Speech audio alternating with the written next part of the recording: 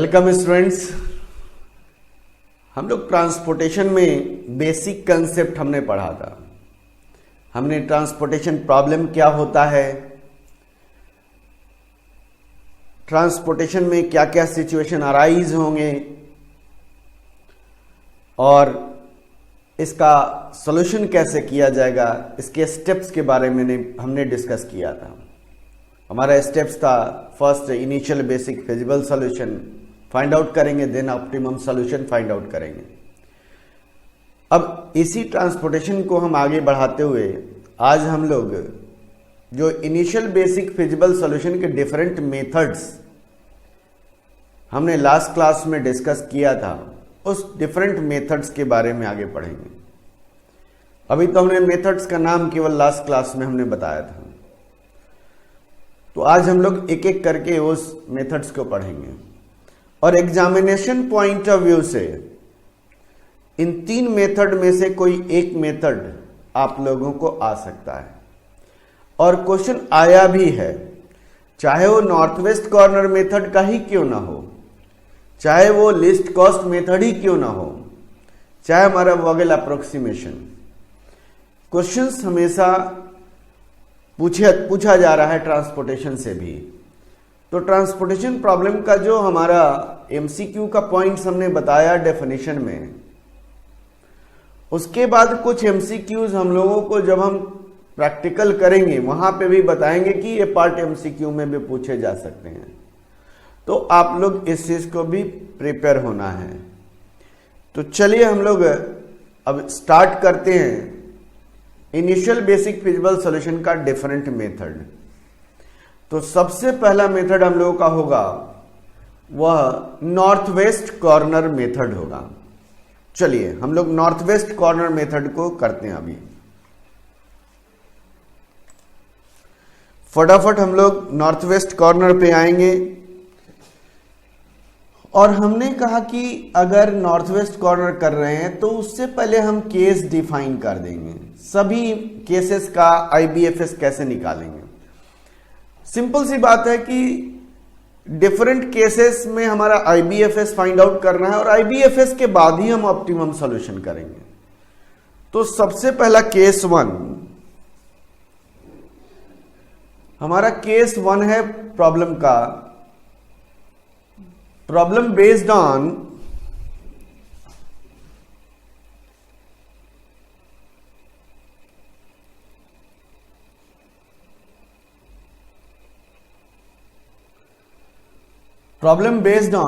minimization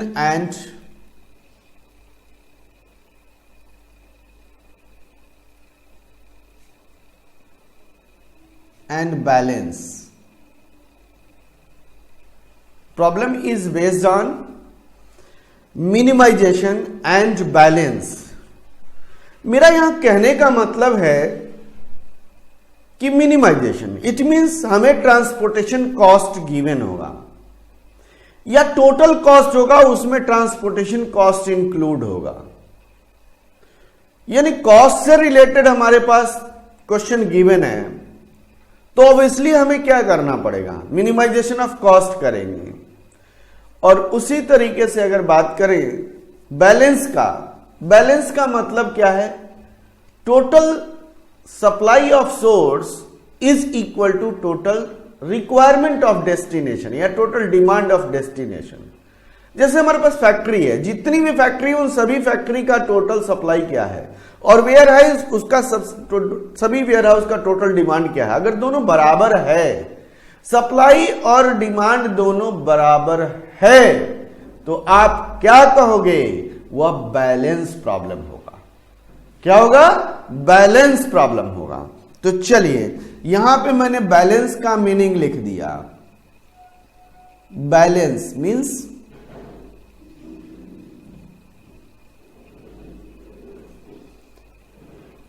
total supply of source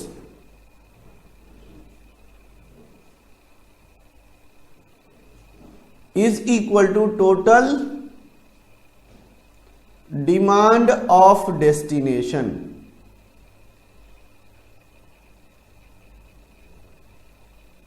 total demand of destination, ये हमारे पास सबसे पहला केस आया।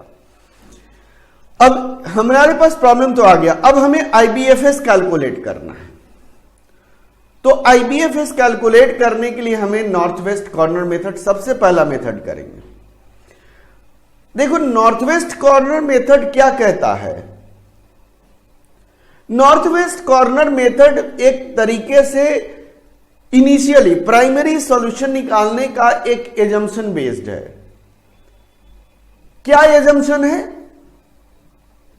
एजम्पशन यह है कि फर्स्ट फैक्ट्री पहले फर्स्ट डिपो को ही सप्लाई करेगा। किसको सप्लाई करेगा? फर्स्ट फैक्ट्री पहले फर्स्ट डिपो को ही सप्लाई करेगा। अगर फैक्ट्री की सप्लाई बचेगी तो वह सेकेंड डिपो को ट्रांसफर करेगा।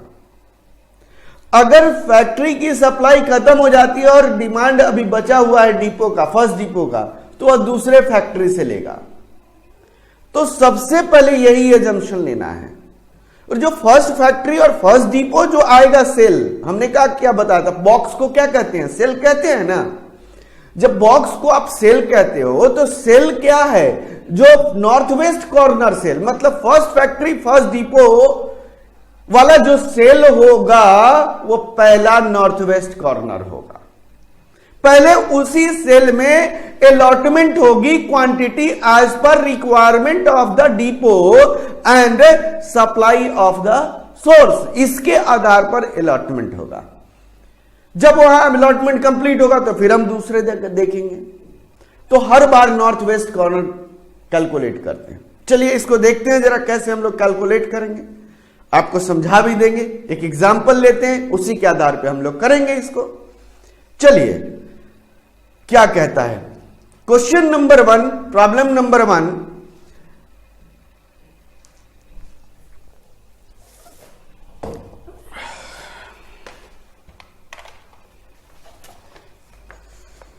मैं भी बुक का अपना क्वेश्चंस हार्ड कॉपी निकाल लूं जरा, ताकि सॉल्व करने में आसानी हो।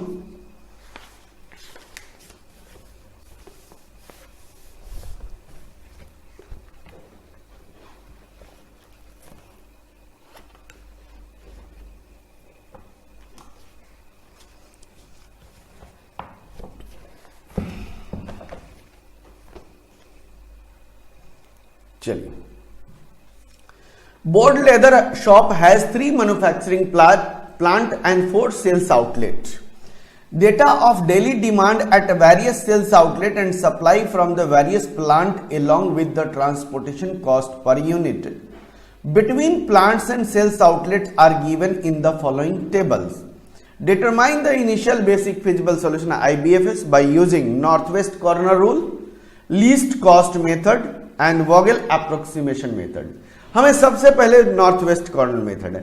तो सबसे पहला प्रॉब्लम हमारे पास देखो, ट्रांसपोर्टेशन कॉस्ट पर यूनिट दिया हुआ है। It means problem is minimization. सबसे पहले दिमाग में आपको यही लाना है और कुछ नहीं सोचना है। पहले क्वेश्चन जहां पे भी ट्रांसपोर्टेशन का है, सबसे पहले आप लोग यही ध्यान दो कि प्रॉब्लम मैक्सिमाइजेशन का है, मिनिमाइजेशन का है, तभी आगे बढ़ना है। ये मत करना कि डायरेक्टली सॉल्व करना शुरू कर देना, कभी मत करना। सिंपल सी बात है, मैं बेसिक फंडा लेकर चल रहा हूं। बेसिकली यही चीजें ध्यान रखनी चाहिए ताकि गलतियां ना हो। हमें गलतियां भी तो रिड्यूस करनी है। चलिए, सबसे पहला प्रॉब्लम हमारे पास कॉस्ट गिवन है, it means problem is basically minimization. अब आते हैं बैलेंस है या नहीं है। चलिए, आपके पास देखो प्लांट दिया हुआ, प्लांट 1 2 3 प्लांट दिए हुए हैं और सेल्स आउटलेट 4 दिए हुए हैं। प्लांट 1 की टोटल सप्लाई 15 यूनिट्स है, प्लांट 2 की टोटल सप्लाई 25 यूनिट्स है और प्लांट 3 का हमारे पास 10 यूनिट्स है। अब बताओगे जरा, अब बताओ कि क्या आएगा हमारे पास। टोटल सप्लाई कितना हो गया? 40 + 10 50 आ गया। डिमांड सेल्स आउटलेट 1 का डिमांड 5 है, 15 2 का है, 15 3 का है और 15 4 का है। इट मींस हमारे पास क्या है, यह हमारे पास क्या हो जाएगा, यह हमारा टोटल AB 50 है। It means total supply of plants is equal to total demand of sales outlet. बराबर है, बराबर है, बराबर है तो क्या होगा, that is a balance problem. ये बैलेंस प्रॉब्लम है। चलिए, हमारा क्वेश्चन में आ गया, that is a balance problem. अब आते हैं, हमें सॉल्व करना है इसको नॉर्थ वेस्ट कॉर्नर से। तो सबसे पहले जो टेबल गिवन है उसका टेबल का फॉर्मेशन तो करना पड़ेगा, क्योंकि सॉल्व तो हमें उसी में करना है। चलिए टेबल का फॉर्मेशन कर लेते हैं हम लोग जरा। क्वेश्चन नंबर 1 का फर्स्ट पार्ट, क्वेश्चन नंबर 1 का first part,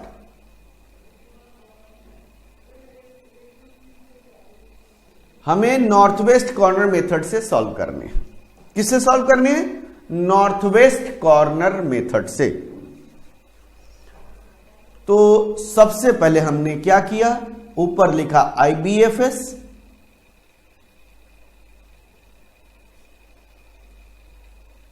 by north west corner method, NWCM, north west corner method.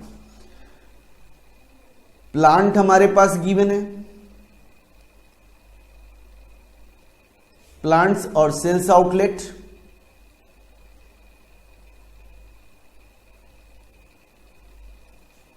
Plants हमारा 1 2 3, सेल्स आउटलेट हमारे पास है 1 2 3 4, और सप्लाई भी है तो एक सप्लाई का कॉलम भी आएगा। सप्लाई का कॉलम है तो एक रो डिमांड का भी आएगा। डिमांड हमारे पास गिवन है। अब जरा इसका एक अच्छा सा टेबल बना लेते हैं।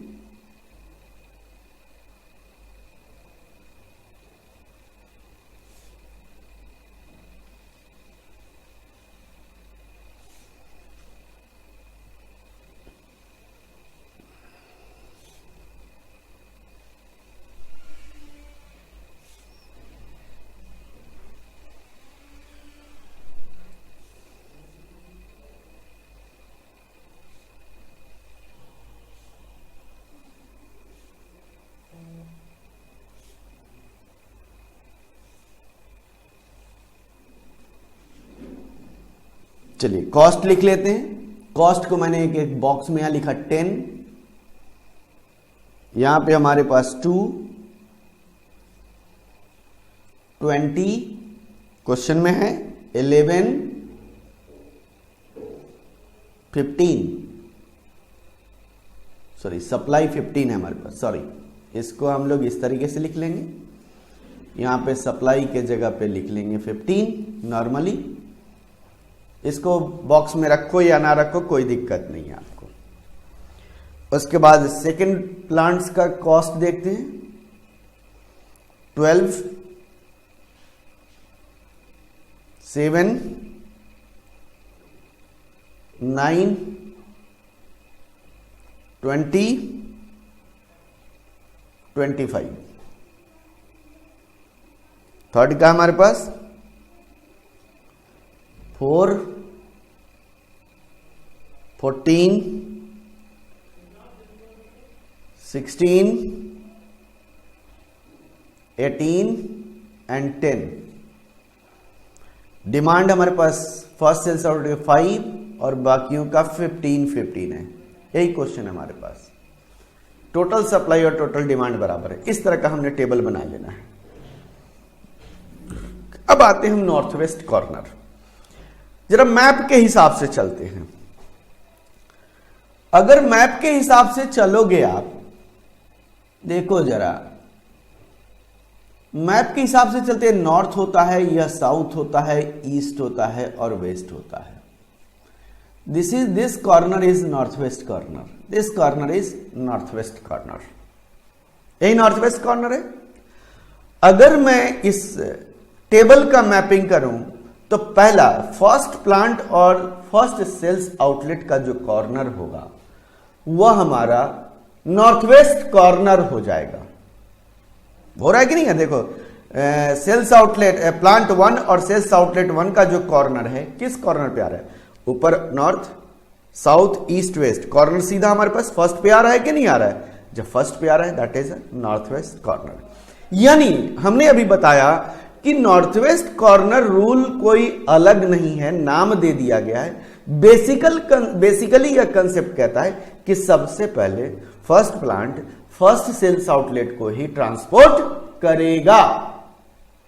बस यही ध्यान रखना है। चलिए तो first plant first sales outlet को ट्रांसपोर्ट करेगा, तो प्लांट 1 सेल्स आउटलेट 1 को ट्रांसपोर्ट करेगा। प्लांट 1 की सप्लाई करने की कैपेसिटी 15 है, ध्यान से, प्लांट 1 की सप्लाई करने की कैपेसिटी 15 है और सेल्स आउटलेट 1 की डिमांड 5 है। क्लियर है? तो प्लांट 1 अपने सेल्स आउटलेट को पूरा का पूरा सप्लाई करेगा, यानी कितना, प्लांट 15 यूनिट सप्लाई कर सकता है और सेल्स आउटलेट 1 की डिमांड सिर्फ 5 यूनिट है, तो सप्लाई कितना करेगा? सेल्स आउटलेट 1 को तो 5 यूनिट सप्लाई करेगा ना। यानी अगर मैं, कहने का मतलब फर्स्ट सेल्स आउटलेट को ट्रांसपोर्ट करेगा तो इसकी डिमांड 5 यूनिट है और सप्लाई इस प्लांट का 15 यूनिट है। सप्लाई और demand which ever is lower और इक्वल, वही अलॉटमेंट होगा। क्लियर है? तो यहां पे सप्लाई 15 है और डिमांड 5 है, तो 15 और 5 में लीस्ट क्या है? 5, तो 5 यूनिट हम यहां पे अलॉट करेंगे। 5 यूनिट अलॉट करते ही आपको क्या करना होगा? 5 यूनिट अलॉट करते ही प्लांट 1 का जो सप्लाई होगा वह 5 यूनिट कम हो जाएगा, 10 यूनिट बचेगा। कितना बचेगा? 10 यूनिट, क्योंकि 5 यूनिट तो दे दिया उसने, सप्लाई कर दिया। अब देखोगे डिमांड सेल्स आउटलेट 1 का भी ये रिड्यूस होकर क्या हो जाएगा? 0, क्योंकि इसके पास खत्म हो गया। अब वह सेल्स आउटलेट 1 का डिमांड 0 हो गया, मतलब सेल्स आउटलेट 1 अब किसी भी प्लांट से नहीं ले सकता है। सिंपल सी बात है, लॉजिकली। अब प्लांट 1 के पास सप्लाई है तो प्लांट 1 तो सप्लाई कर सकता है, लेकिन सेल्स आउटलेट 1 अब डिमांड नहीं कर, उसको जो डिमांड नहीं है, इसका मतलब वो किसी भी प्लांट से अब नहीं लेगा। मतलब पहला कॉलम में देखो, प्लांट सेल्स आउटलेट 1 वाला जो कॉलम है उसमें और भी जो सेल्स हैं वो सेल्स कैंसिल आउट हो जाएंगे। कैंसिल आउट हो जाने का मतलब अब वहां अलॉटमेंट नहीं होगा। तो अगला नॉर्थ वेस्ट कॉर्नर क्या होगा? अगर इस पूरे फर्स्ट कॉलम को मैं हटा दूं तो मेरा क्या बच जाएगा? अगला नॉर्थ वेस्ट कॉर्नर क्या हो जाएगा? Sales outlet plant 1 sales outlet 2 north west corner हो जाएगा। तो इतना हमें सोचने की जरूरत नहीं है, सिंपल सा यह सोचना है आपको कि अगर प्लांट की सप्लाई बचा हुआ है तो जिस सेल में अलॉटमेंट किया था उससे हॉरिजेंटली नेक्स्ट सेल में मूव कर जाए, बस। अगर सेल्स आउटलेट की डिमांड बची हुई होती और प्लांट की सप्लाई खत्म हो गई होती तो जिस सेल में आपने अलॉटमेंट किया था उससे सीधे नीचे वर्टिकली डाउनवर्ड हो जाएंगे, तो मेरा नॉर्थ वेस्ट कॉर्नर मिल जाएगा। क्लियर है? इत्तेफाक से अगर सप्लाई और डिमांड दोनों खत्म हो जाता, मतलब सप्लाई भी 15 होता और डिमांड भी 15 होता, तो क्या सिचुएशन बनता? तो रो भी खत्म होता और कॉलम भी खत्म होता। जिस सेल में आपने अलॉटमेंट किया था सीधे क्रॉस उस पे आ जाना, यही सोचना है मेरा। यहां फिर दोबारा मैं रिपीट कर रहा हूं आप लोगों को, मैं ये कह रहा हूं कि अगर सबसे पहले प्लांट 1 सेल्स आउटलेट 1 को सप्लाई करेगा, अगर सप्लाई बचा हुआ है, सप्लाई खत्म नहीं हुआ है, तो वह नेक्स्ट हॉरिजेंटली सेल में मूव कर जाएंगे। अगर सप्लाई खत्म हो जाता, डिमांड बचा हुआ होता, तो सीधे वर्टिकल डाउनवर्ड हो जाते। अगर दोनों खत्म हो जाते तो सीधे क्रॉस हम चले आते। क्लियर है? तो चलिए अब यहां पे देखो आप, सप्लाई बचा हुआ है 10 यूनिट और डिमांड हमारे पास कितना है? 0 हो चुका है। मतलब जो पहला जो सेल अलॉटमेंट किया उससे हॉरिजेंटली इस सेल में आ जाएंगे। इसकी डिमांड कितनी है? 15 यूनिट। सप्लाई कितना है? 10 यूनिट। डिमांड और supply which ever is lower और इक्वल, वही क्वांटिटी अलॉट होगा। मतलब इस सेल में प्लांट 1 सेल्स आउटलेट 2 में 10 यूनिट सप्लाई 15 यूनिट डिमांड, तो 10 यूनिट अलॉट करेंगे क्योंकि 10 यूनिट कम है, 10 यूनिट अलॉट कर दिया। 10 यूनिट अलॉट करते ही सप्लाई प्लांट 1 का 0 हो जाएगा और डिमांड यहां पे 5 यूनिट बचा हुआ है। क्लियर है? अब देखो प्लांट 1 की सप्लाई खत्म हो गई, लेकिन सेल्स आउटलेट 2 की डिमांड बची हुई है, तो सीधे जहां हमने अलॉटमेंट किया था उससे नीचे वर्टिकल डाउनवर्ड हो जाएंगे, यानी इस सेल में आ जाएंगे। तो यहां पे देखो इसकी डिमांड 5 है और सप्लाई कितना है 25 है, तो 5 और 25 क्या हो जाएगा हमारे पास,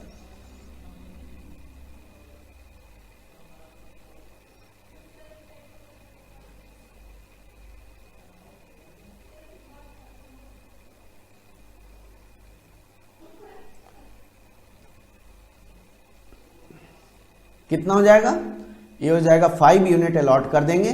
5 यूनिट अलॉट करते ही डिमांड क्या हो जाएगा यहां 0, सप्लाई कितना बचा 20, यानी प्लांट 2 के सप्लाई 25 था और इसकी डिमांड 5 थी, तो डिमांड और supply which ever is lower वही होगा, यानी 5 यूनिट अलॉट कर दिया। जैसे डिमांड खत्म हुआ, देखो सेल्स आउटलेट 2 का डिमांड खत्म हुआ, तो जिस सेल में अलॉट किया था और सप्लाई बचा हुआ है प्लांट 2 का, तो हमारे पास यहां पे आ जाएंगे। तो क्या हो जाएगा, यहां पे डिमांड देखो 15 यूनिट का है और सप्लाई कितना 20 यूनिट है, यानी इस सेल के लिए, यानी सेल्स आउटलेट 3 है जिसकी डिमांड 15 है और सप्लाई प्लांट कर रहा है 2, तो उसकी सप्लाई है 20 यूनिट, तो 20 और 15 विच एवर इज लोअर, यानी हमारे पास कितना हो जाएगा 15 यूनिट अलॉट होगा। 15 यूनिट अलॉट होते ही यहां 0 हो गया, कितना बचा यहां पे 5 यूनिट। देखोगे सेल्स आउटलेट 3 की भी डिमांड खत्म हो गई, तो जहां पे अलॉट किया था उससे हॉरिजॉन्टली मूव करेंगे, क्यों, क्योंकि अभी सप्लाई बचा हुआ है, तो यहां पे आ जाएंगे। डिमांड कितनी है 15, सप्लाई कितना है 5, विच एवर इज लोअर, तो 5 अलॉट कर देंगे। 5 अलॉट करते ही यहां पे कितना बचेगा 0, और यहां कितना बचेगा 10। देखो सप्लाई खत्म हो गया, डिमांड बची हुई है, तो सीधे वर्टिकल डाउनवर्ड आ जाएंगे। हमारे पास लास्ट में बचा हुआ, देखो सप्लाई भी 10 बचा हुआ है और डिमांड भी 10 है। जो लास्ट जो अलॉटमेंट होगा वहां पे सप्लाई और डिमांड दोनों बराबर होना चाहिए। अगर नहीं आ रहा है इसका मतलब आप कहीं गलती कर ही रहे हो, यानी आपका यहां 10 यूनिट अलॉट हो जाएगा।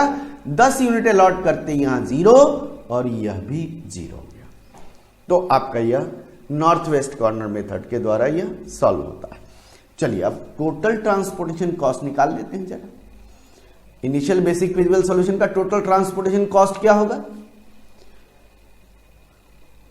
Total transportation cost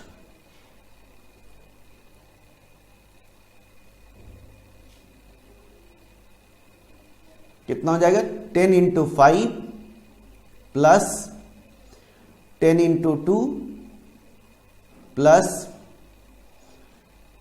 5 into 7 plus 15 into 9 plus 5 into 20 plus 10 into 18, यही आ रहा है, कितना हो जाएगा 50 plus 20 plus 35 plus 135 plus 100 plus 180, कितना आ जाएगा, कैलकुलेट कर लीजिए जरा। कैलकुलेटर तो सबको अलाउड है, कैलकुलेट कर लीजिए कितना आ रहा है।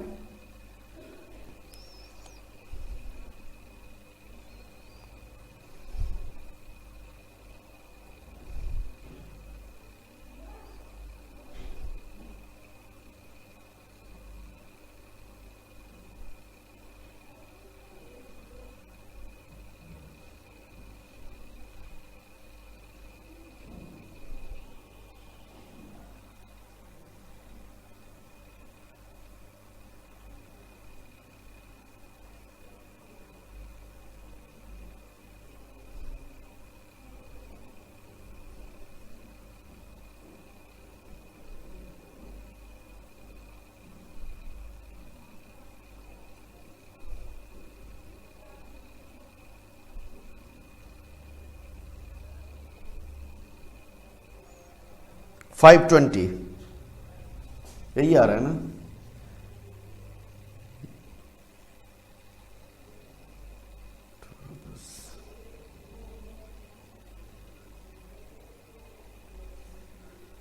Five 10 50 20 35 130 5 100, 180, 520,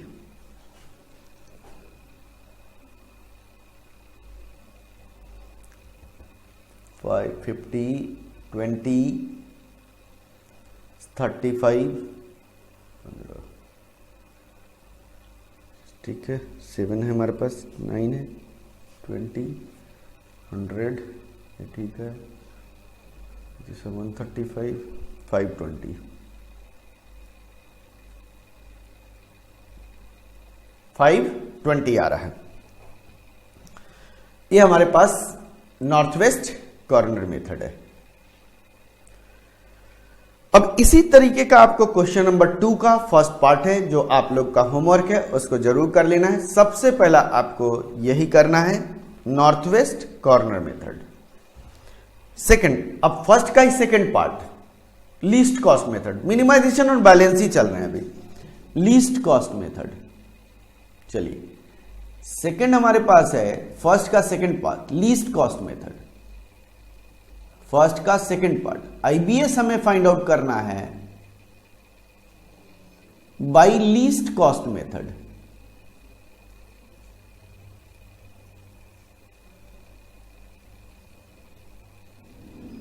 bye least cost method, यह हमें सॉल्व करना है। चलिए क्वेश्चन सेम है, टेबल फॉर्म करेंगे क्योंकि हमारे पास मिनिमाइजेशन है, बैलेंस है ऑलरेडी हमने पहले उसको देख ही लिया है। चलिए फॉर्मेट तैयार कर लेते हैं। Plant sales outlet 1, 2, 3 demand.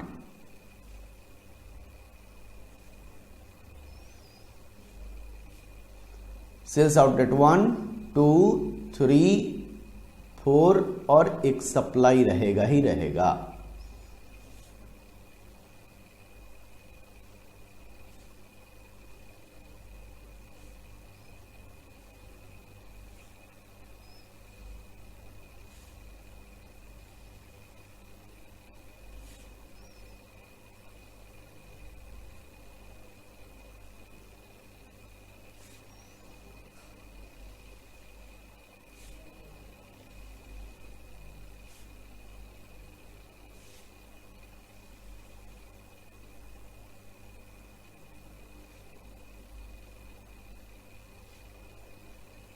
Format वही रहेगा, फॉर्मेट में कोई अंतर नहीं करेंगे हम। थोड़ा सा सीधा कर लेते हैं लाइन को, लाइन थोड़ा सा यहां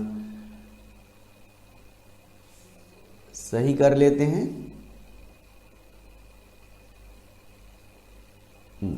चलिए अब हमारे पास प्लांट 1 का हमारे पास कॉस्ट है 10, 2, 20, 11 एंड सप्लाई 15 है। सेकेंड हमारे पास है 12, 7, 9, 10, सॉरी 9 के बाद 20, सॉरी 20,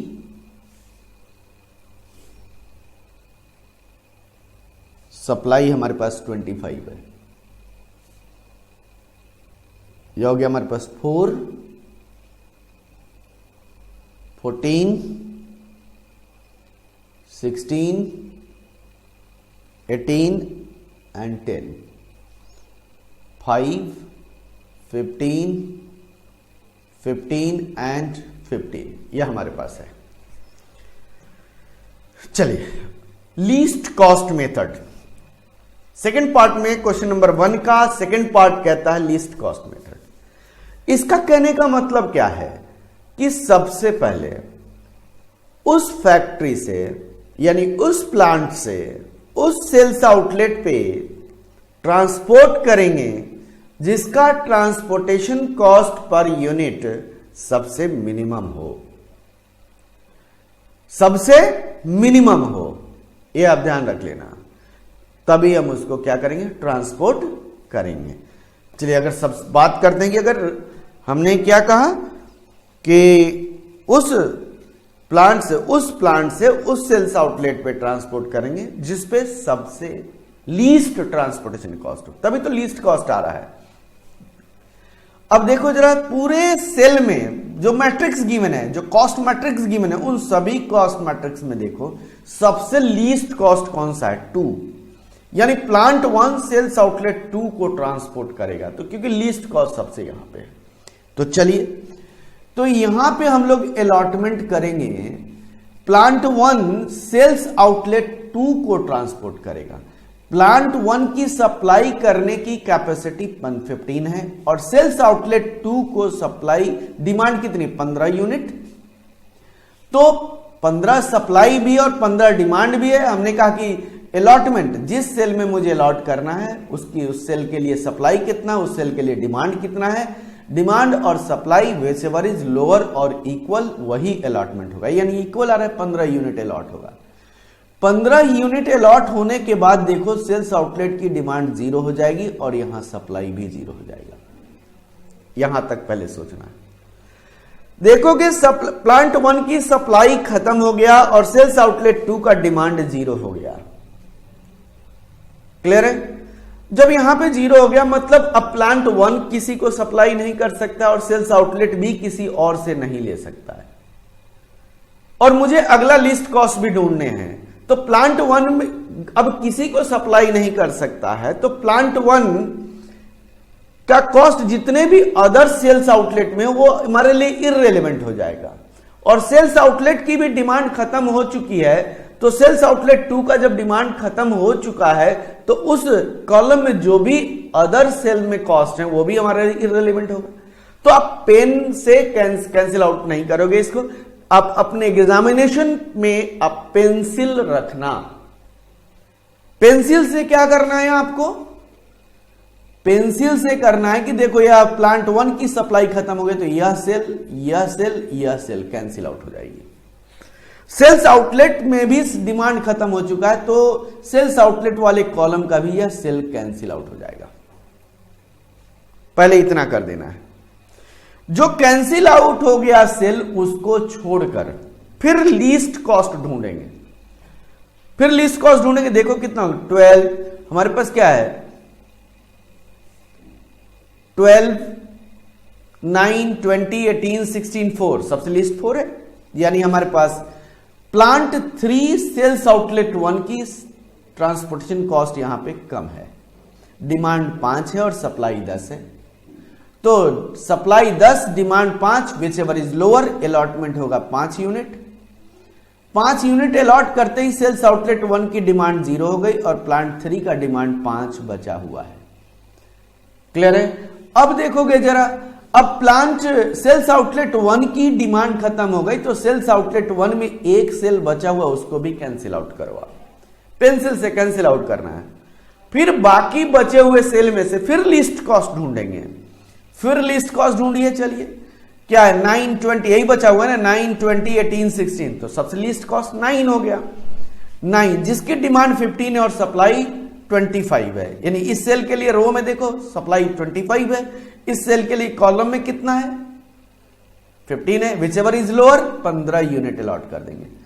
15 यूनिट अलॉट करते ही डिमांड यहां 0 हो जाएगा और सप्लाई यहां पे 10 बचेगा, सप्लाई 10 बचेगा। जैसे ही आपका डिमांड खत्म हुआ तो आप क्या करोगे, सेल्स आउटलेट 3 का डिमांड कंप्लीट हो गया, मतलब यह सेल कैंसिल आउट कर देंगे। फिर बाकी बचे हुए सेल पे आते हैं। अब 18 और 20 में सबसे लीस्ट कॉस्ट 18 है जिसकी डिमांड 15 है और सप्लाई सिर्फ 5 यूनिट है, तो 5 और 15 whichever is lower, 5 unit allot किया। 5 यूनिट अलॉट करते यहां पे कितना हो गया 10, यहां 10 बचा, यहां पे 0 हो गया। देखो लास्ट में क्या हो गया, यहां 10 डिमांड है तो यहां पे हमारे पास 10 आ गया, this and this cancel out. Last allotment हमारे बराबर ही आएगा, जो लास्ट सेल में जब अलॉट करेंगे तब टोटल ट्रांसपोर्टेशन कॉस्ट अब कितना आएगा, टोटल ट्रांसपोर्टेशन कॉस्ट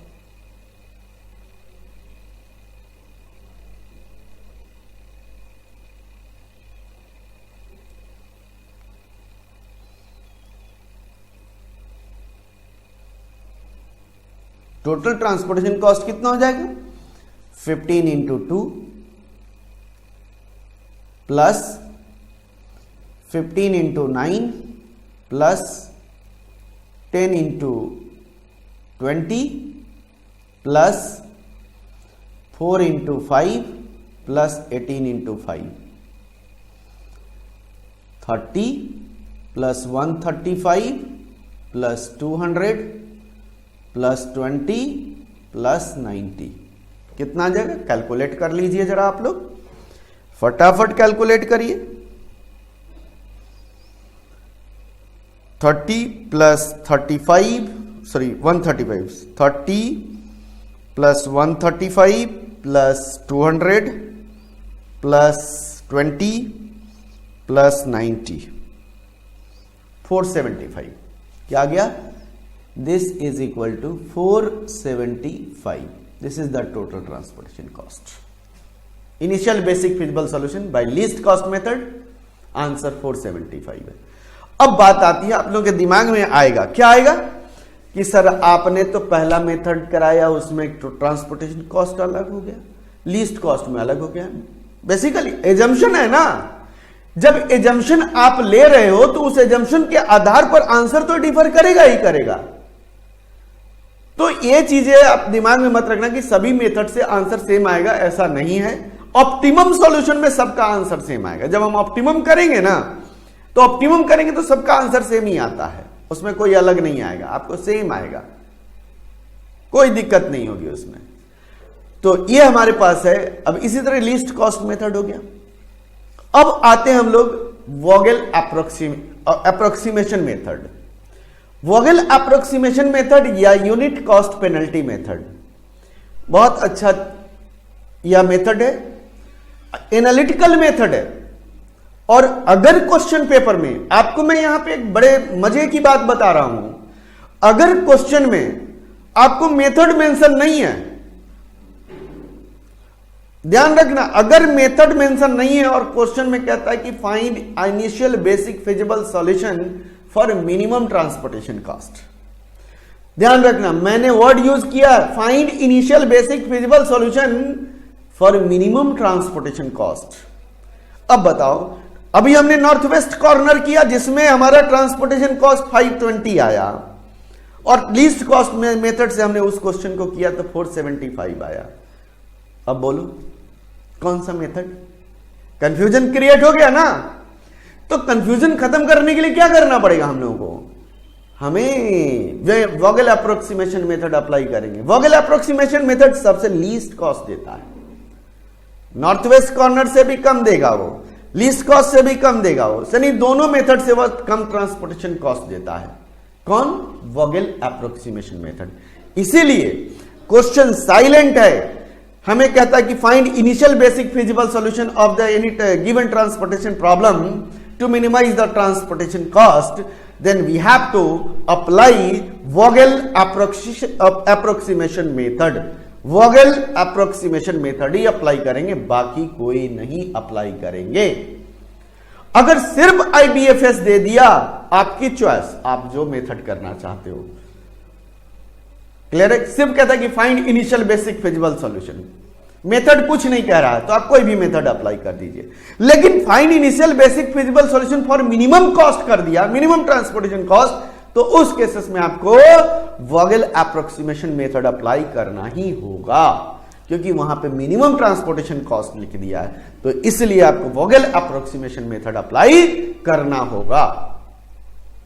क्लियर है? तो ये चीजें आपको ध्यान यहां पे रखना है। चलिए अब हम लोग आते हैं वोगेल अप्रोक्सीमेशन मेथड या यूनिट कॉस्ट पेनल्टी मेथड। यही है ना, यूनिट कॉस्ट पेनल्टी मेथड, तो बड़ा कॉमन नाम है unit cost penalty method. And Vogel approximation method के लिए हमारे पास एब्रिवेटेड वर्ड भी आपको याद रखना है।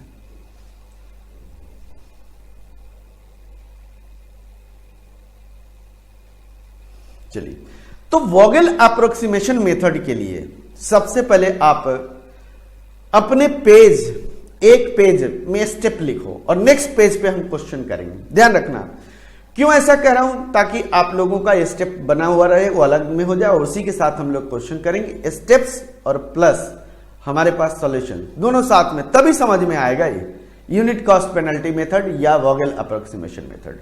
चलिए वोगेल अप्रोक्सीमेशन मेथड, अगला थर्ड मेथड है हमारे पास वोगेल अप्रोक्सीमेशन मेथड।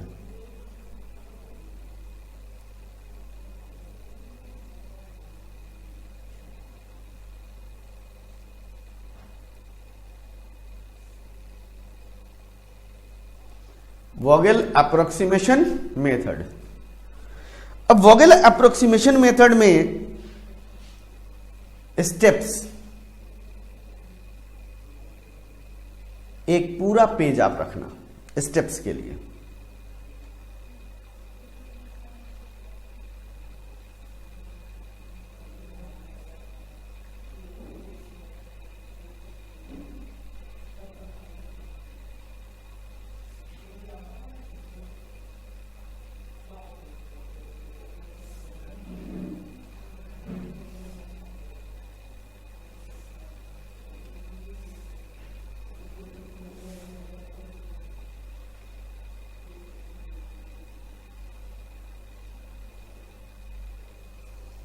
चलिए तो क्वेश्चन नंबर 1 को ही हम लोग सॉल्व करेंगे। क्वेश्चन नंबर 1, क्वेश्चन नंबर 1 का थर्ड पार्ट सेम क्वेश्चन है। पहले क्वेश्चन का फॉर्मेट तैयार कर लेंगे और एक एक स्टेप पे आएंगे। तो आप लोग भी साथ के साथ फॉर्मेट तैयार करो। आप लोग, हमारे पास IBFS है by WAM, Vogel approximation method, and other name of Vogel approximation method is unit cost penalty method। चलिए प्लांट और sales outlet,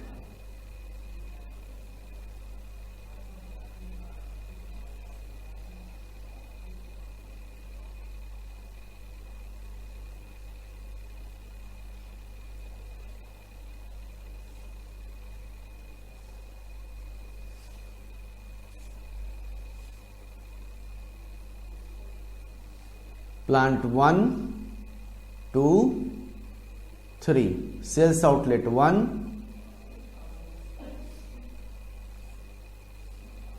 sales outlet 1 2 3 4, supply, supply के बाद भी आगे जगह रखना है, ध्यान रखना, सप्लाई के बाद भी आगे जगह रखना है, पूरा लेंगे यहां पे।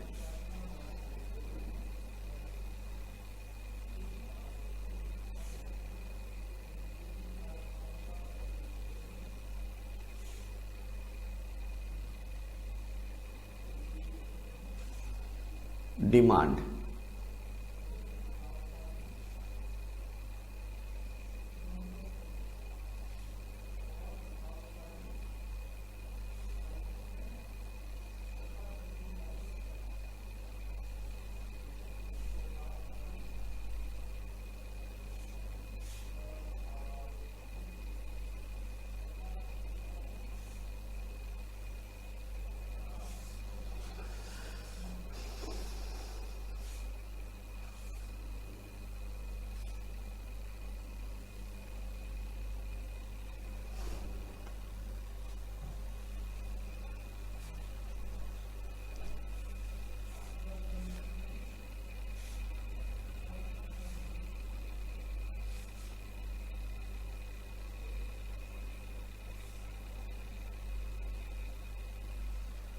यह मेरा फॉर्मेट है। अब इसमें कॉस्ट लिख लेंगे, कॉस्ट लिख लेते हैं 10 2 20 11 and 15 12 7 9, 20, सप्लाई 25, 4, 14, 16, 18, 10, 5, 15, 15 एंड 15। ये हमारे पास क्वेश्चन यही है। देखो सबसे पहला भी स्टेप पे आते हैं जरा।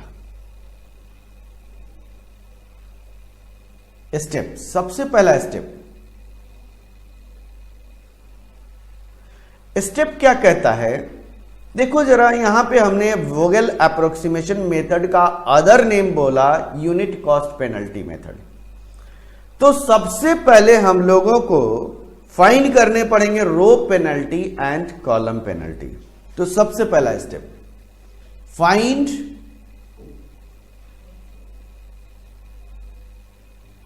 रो पेनल्टी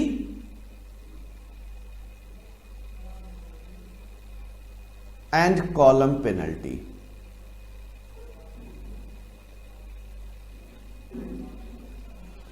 अब बात आती है, हमने वर्ड यूज किया पेनल्टी।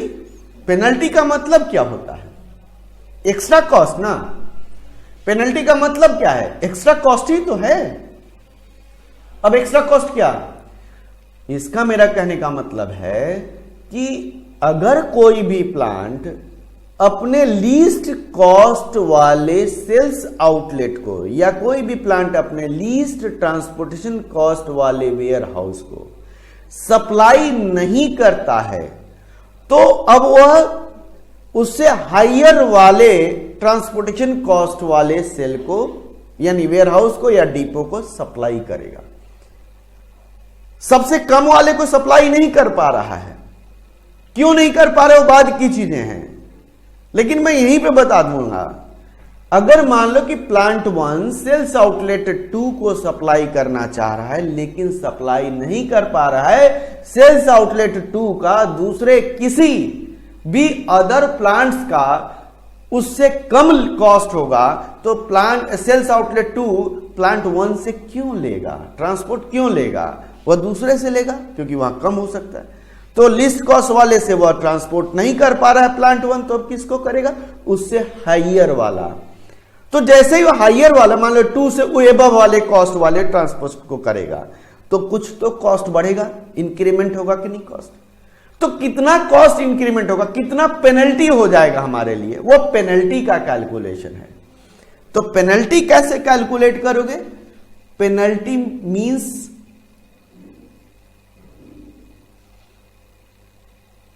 डिफरेंस बिटवीन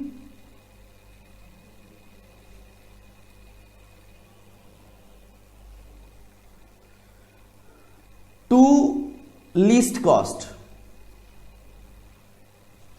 जो दो लीस्ट कॉस्ट होंगे उसका डिफरेंस वह पेनल्टी कहा जाएगा। तो सबसे पहला स्टेप आपको वैम में पेनल्टी का कैलकुलेशन होगा, रो वाइज और कॉलम वाइज। चलिए देखते हैं।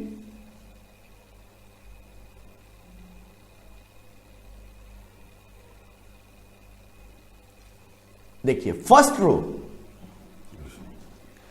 प्लांट 1, फर्स्ट रो कहने का मतलब प्लांट 1 अपने सेल्स आउटलेट को ट्रांसपोर्ट करेगा, तो सेल्स आउटलेट 2 की सबसे लीस्ट ट्रांसपोर्टेशन कॉस्ट है। सबसे लीस्ट ट्रांसपोर्टेशन कॉस्ट किसकी है? 2 की है, सेल्स आउटलेट 2 की है, क्योंकि 2 यूनिट्स 2 रुपए पर यूनिट है। प्लांट 1 की देखो 10, 2, 20, 11, इन सबों में सबसे लीस्ट ट्रांसपोर्टेशन कॉस्ट क्या है? 2। अगर 2 को सप्लाई नहीं कर पाएगा तो अब किसको करेगा? 2 से एबव वाला कौन सा है? 10 रुपए पर यूनिट है कि नहीं है? उससे नियरेस्ट 10 कौन सा है हमारे पास? 10 है।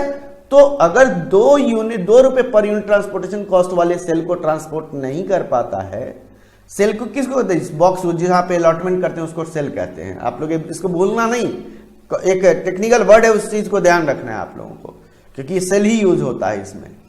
तो प्लांट 1 प्लांट 1 अगर जिस सेल में अलॉट करना चाह रहा है जो लीस्ट कॉस्ट है, अगर वहां नहीं कर पाता है तो वह नेक्स्ट लीस्ट कॉस्ट वाले को ट्रांसपोर्ट करेगा। तो यहां नेक्स्ट लीस्ट कॉस्ट कितना है? 20, 11 और 10 में सबसे लीस्ट कॉस्ट 2 के बाद क्या 10 ही है। तो अगर 10 रुपीज पर यूनिट पे ट्रांसपोर्ट करेगा तो क्या होगा? 2 रुपया पर 8 रुपया पर यूनिट कॉस्ट बढ़ जाएगा कि नहीं बढ़ जाएगा? यह पेनल्टी हो गया। मतलब कितना बढ़ा? 8 रुपये पर यूनिट बढ़ जाएगा। इसीलिए सबसे पहले हम लोगों को यहां रो पेनल्टी निकालना है। रो पेनल्टी निकालोगे और कॉलम पेनल्टी भी निकालने हैं। रो पेनल्टी एंड कॉलम पेनल्टी। चलिए, पहला रो का लीस्ट कॉस्ट 2 और उससे हाइयर 10, 2 और 10 का डिफरेंस हो गया 8। सेकेंड रो का सबसे लीस्ट का हमारे पास है 7 और उससे हाइयर 9, डिफरेंस कितना हो गया? 2 रुपीज। थर्ड का 4 सबसे लीस्ट है और उससे हाइयर कितना है? 14, that is the difference is 10। Row penalty निकाल लिया। कॉलम पेनल्टी, लीस्ट कॉस्ट 4 है और उससे हाइयर 10 है, कितना हो जाएगा? 6 हो जाएगा। लीस्ट कॉस्ट 2 और उससे हाइयर 7, 5 डिफरेंस आ रहा है। 9 और 16 का डिफरेंस हो गया 7 एंड 11 एंड 18 का डिफरेंस हो गया 7। हमने पेनल्टी निकाल लिया। अब देखो, प्लांट 1 अपने लीस्ट कॉस्ट सेल को ट्रांसपोर्ट नहीं कर पाता है तो 8 रुपया कॉस्ट बढ़ने की संभावना है। प्लांट 2 अगर सबसे लीस्ट सेल वाले को ट्रांसपोर्ट नहीं कर पाता है, अगर उससे एबव वाले को करेगा तो 2 रुपए कॉस्ट बढ़ने की संभावना है। प्लांट 3 अगर ट्रांसपोर्ट करता है तो 10 रुपए पर यूनिट बढ़ने की संभावना है। उसी तरीके से सेल्स आउटलेट 1 अपनी लीस्ट कॉस्ट वाले प्लांट से नहीं ले पाता है तो 6 रुपए पर यूनिट कॉस्ट बढ़ने की संभावना है। यानी पेनल्टी हमारे पास 6 रुपए आ गया। सेल्स आउटलेट अपने लीस्ट कॉस्ट वाले प्लांट से नहीं ले पाता है तो 5 रुपए कॉस्ट बढ़ने की संभावना है। प्लांट 3 अगर हमारे पास नहीं ले पाता है तो 7 रुपए कॉस्ट बढ़ने की संभावना है और प्लांट 4 7 रुपए बढ़ने की संभावना। हमें कॉस्ट मिनिमाइज करना है। तो जो कॉस्ट जहां बढ़ रहा है उसी को तो सबसे पहले ट्रीटमेंट करेंगे। यानी हमारे पास यह ध्यान रखना चाहिए हाईएस्ट पेनल्टी का सिलेक्शन करना है, क्योंकि वहां पे मेरा कॉस्ट हाईयर बढ़ रहा है तो सबसे पहले उस हाईयर कॉस्ट को रिड्यूस कर देना है हमें। यह मेन क्या है? पेनल्टी का यहां पे रूल है। तो सेकेंड स्टेप में आते हैं हम लोग। सेकेंड स्टेप में क्या करेंगे? Step number 2, select largest penalty या हाईएस्ट पेनल्टी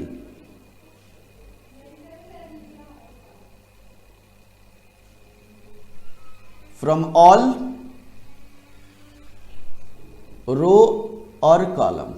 या तो रो में से होगा कोई एक ही, या तो रो या कॉलम में, which will be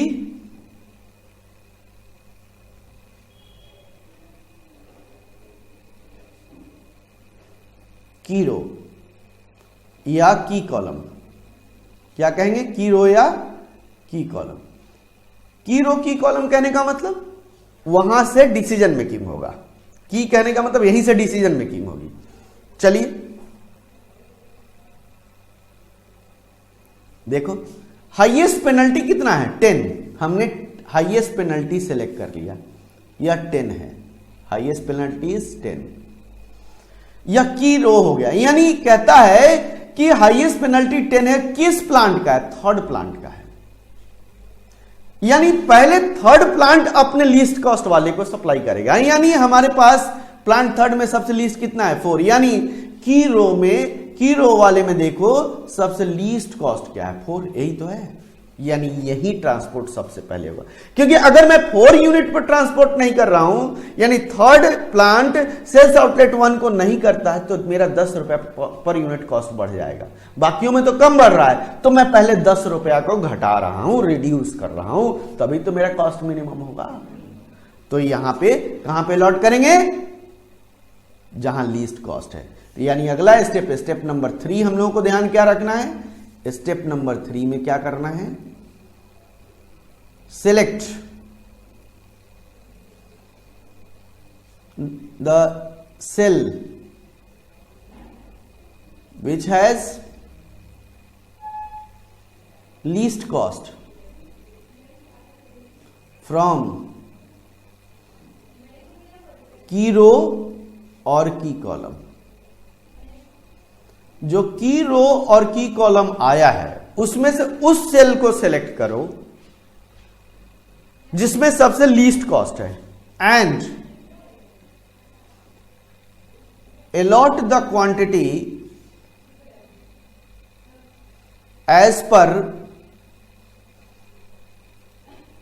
supply and demand for that cell. उस सेल के लिए कितना सप्लाई और कितना डिमांड है, यह हमें यहां पे देखना होगा। जैसे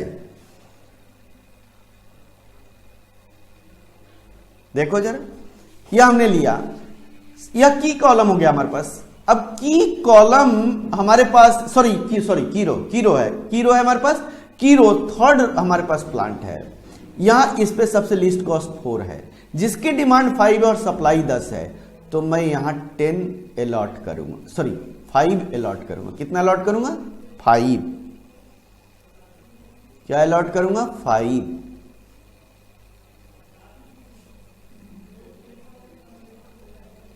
सप्लाई और demand which ever is lower, demand यहां पे 0 हो गया और सप्लाई 5 यूनिट बच गया।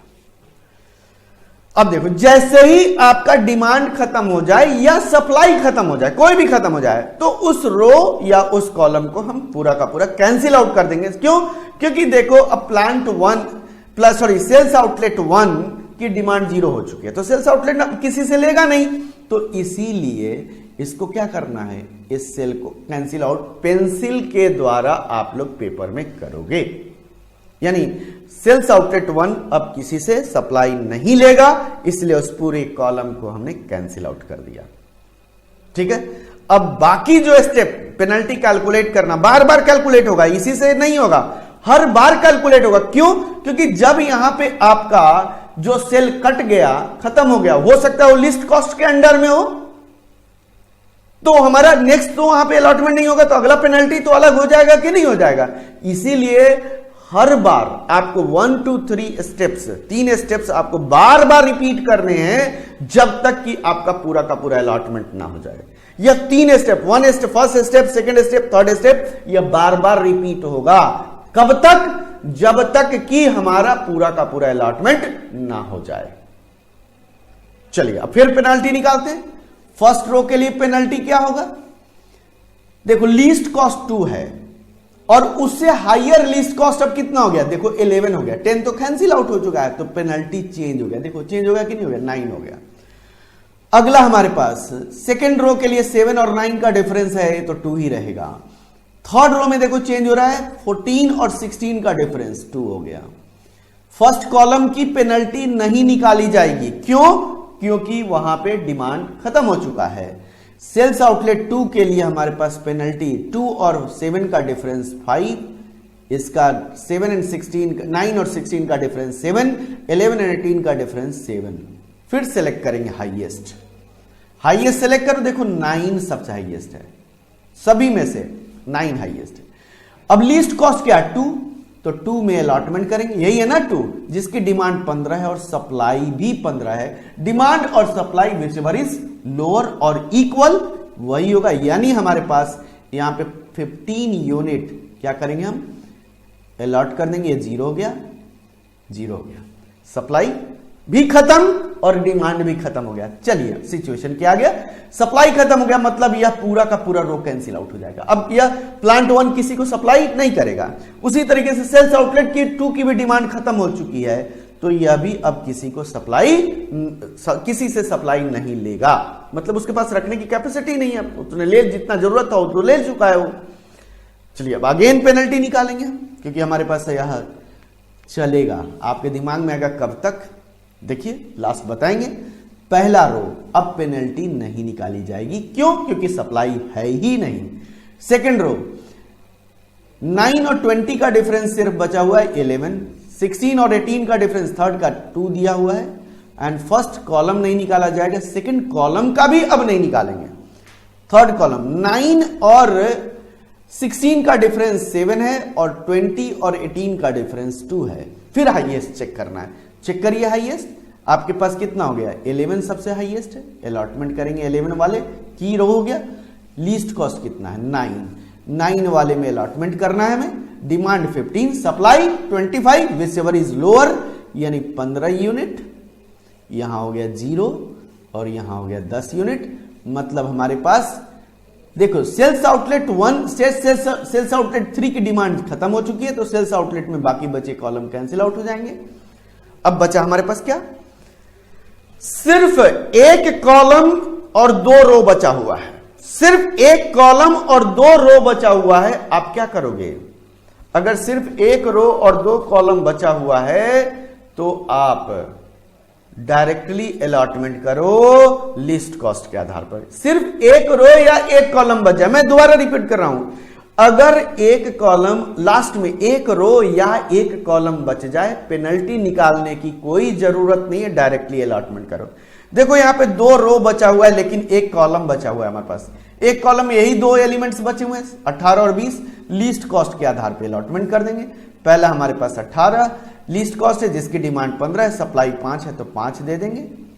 5 यहां देते ही कितना हो गया 10, यहां हो गया 0। अब देखो लास्टली 20 का है हमारे पास, 10 unit supply 10 unit demand. Last जो भी अलॉटमेंट होगा ना आप लोगों का बिल्कुल बराबर होगा डिमांड और सप्लाई का। आप लोग गलतियां यहां नहीं करोगे, यह आप लोग ध्यान रखना। 10 यूनिट्स ये हमारे पास आ गया। ये हमारे पास वैन के ट्रांसपोर्टेशन कॉस्ट निकाल लेते हैं हम जरा। ट्रांसपोर्टेशन कॉस्ट कितना आएगा,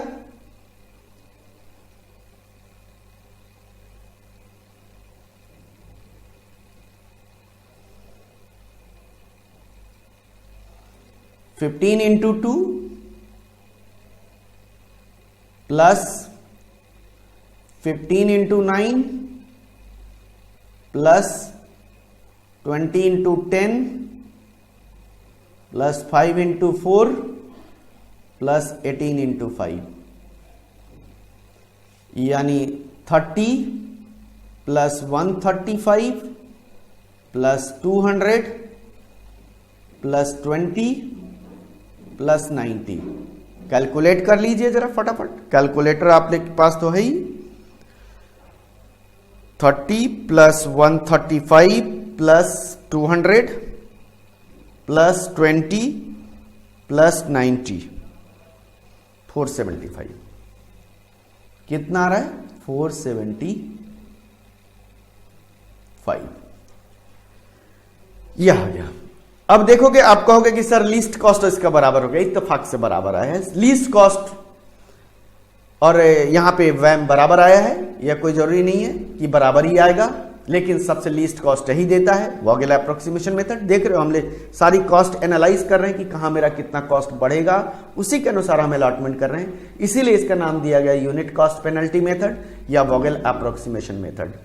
ये हमने आज IBFS के 3 मेथड्स पढ़े हैं और यही तीनों मेथड बार बार अप्लाई होगा, लेकिन आगे जितने भी हमारे पास क्वेश्चंस होंगे हम उसे वैम से ही करेंगे आगे।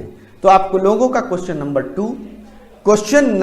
2 आप लोगों का होमवर्क है, आप लोग क्वेश्चन करोगे, उसमें तीनों मेथड है, नॉर्थ वेस्ट कॉर्नर मेथड और लीस्ट कॉस्ट मेथड। आपका क्वेश्चन नंबर बिल्कुल वही है, उसमें कोई दो मत नहीं है। इसलिए आप लोग क्वेश्चन नंबर 2 का होमवर्क है आप लोगों को। क्वेश्चन नंबर 2 आप लोग देखिए, यही है क्वेश्चन। प्रॉब्लम नंबर 2 आप लोगों का होमवर्क है, जिसमें आपको ये north west corner method calculate करना है, लीस्ट कॉस्ट कैलकुलेट करना है, यूनिट कॉस्ट पेनल्टी मेथड करना है। तीनों मेथड करने हैं आपको। यही बैलेंस और अनबैलेंस चेक करते हुए चलना है, लेकिन यह प्रॉब्लम बैलेंस का ही है, इसमें कोई बड़ी बात नहीं है। आप लोगों को यहां तक आज हमने तीनों मेथड्स IBFS के किए केस 1 के अंडर में। बाकी सारे तो तरीके स्टेप्स वही होंगे, सिर्फ हम थोड़ा थोड़ा चेंज करेंगे केसेस में। आज के लिए हम लोग इतना ही करेंगे। Happy learning. बड़ा समय के अनुसार हम लोग को बहुत चेंज कर रहे हैं और आप लोग लर्निंग प्रोसेस में ही हैं, तो लर्निंग प्रोसेस में जितना आप सीख सकते हैं आप सीख लेंगे। कोई अगर डाउट्स हो 9873088920 पे आप व्हाट्सएप कर सकते हैं। आप लोग ये ध्यान रखिएगा, इस चीज को आप लोग करेंगे। और जो भी आप लोगों को डाउट्स हो, जो भी अगर डाउट्स हो, आप लोग बेहिचक आप लोग व्हाट्सएप कर दें। मैं कोशिश करूंगा कि कम से कम आप लोगों को डाउट एराइज हो। थ्योरेटिकल पॉइंट्स भी हम लोग कवर अप कर रहे हैं।